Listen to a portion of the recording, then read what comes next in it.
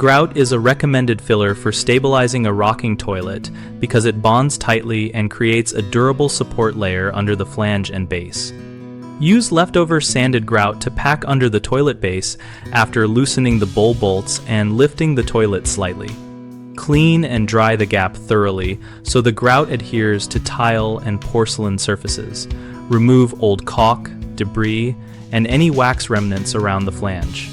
Mix the sanded grout to a thick paste consistency so it will not slump when you press it into the voids. A putty-like texture is ideal.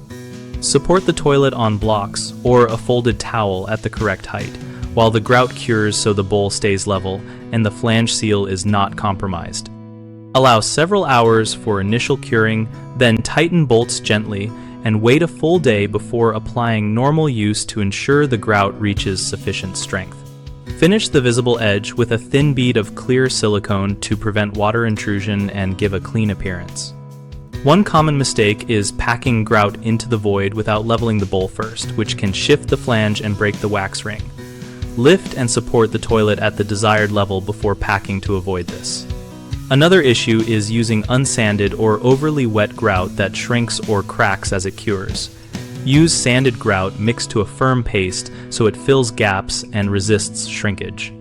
A third problem is tightening bolts too soon, which transfers stress to a still curing grout and causes movement.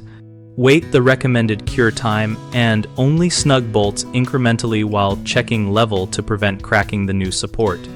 We run bighomeprojects.com to help homeowners find trusted local contractors and to help contractors find work related to projects like toilet stabilization.